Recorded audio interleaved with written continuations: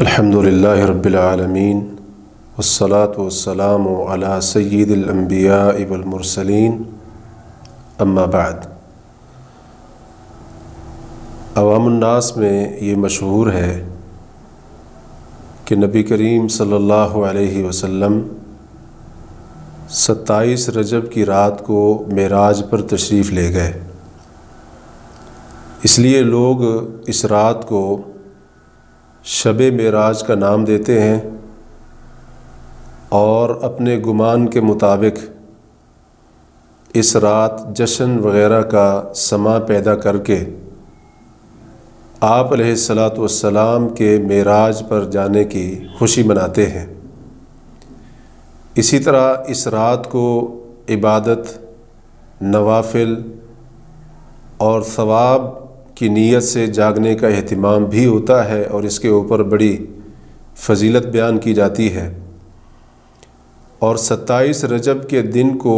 روزہ رکھنے کا بھی خصوصی اہتمام کیا جاتا ہے اور اس کے اوپر بڑا اجر و ثواب ذکر کیا جاتا ہے۔ حقیقت یہ ہے کہ یہ ساری کی ساری چیزیں من گھڑت ہیں،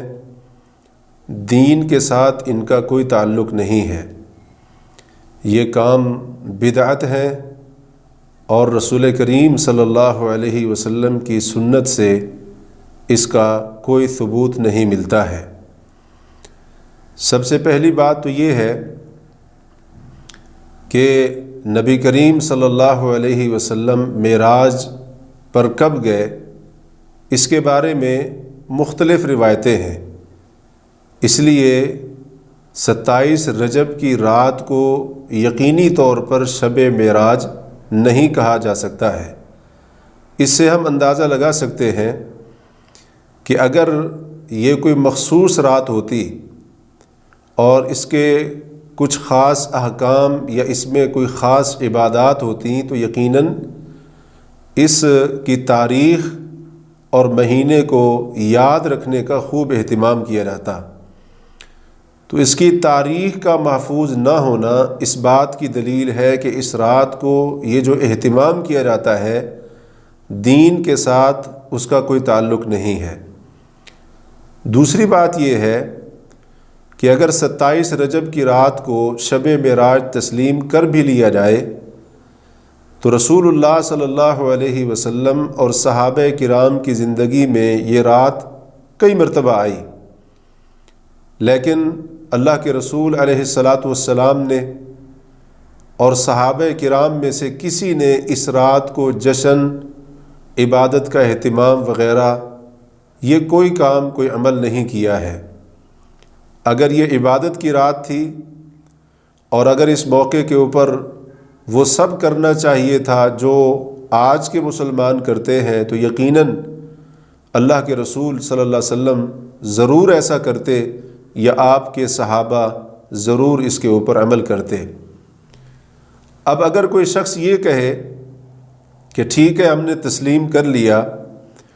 کہ نبی صلی اللہ علیہ وسلم اور صحابہ کرام نے اس موقع کے اوپر ان اعمال میں سے کوئی عمل نہیں کیا جو آج کیے جاتے ہیں، لیکن اگر کوئی کر لیتا ہے تو آخر حرج کیا ہے؟ اچھا کام کر رہا ہے، ثواب کا کام کر رہا ہے۔ اس کا جواب یہ ہے کہ اس میں حرج یہ ہے کہ صاحب معراج کی مخالفت ہو جائے گی، کیونکہ نبی کریم صلی اللہ علیہ وسلم نے اپنی مرضی سے کسی رات کو نوافل، عبادت اور قیام کے لیے خاص کر لینے سے اور اسی طریقے سے کسی دن کو روزہ رکھنے کے لیے خاص کر لینے سے نبی صلی اللہ علیہ وسلم نے منع فرمایا ہے۔ صحیح مسلم میں آپ کا فرمان ہے، لا تختصوا لیلۃ الجمعۃ بقیام من بین اللیالی، کہ دوسری راتوں میں سے یا دوسری راتوں کو چھوڑ کر صرف جمعہ کی رات کو قیام کے ساتھ خاص مت کرو۔ ولا تختصوا یوم الجمعۃ بصوم من بین الایام،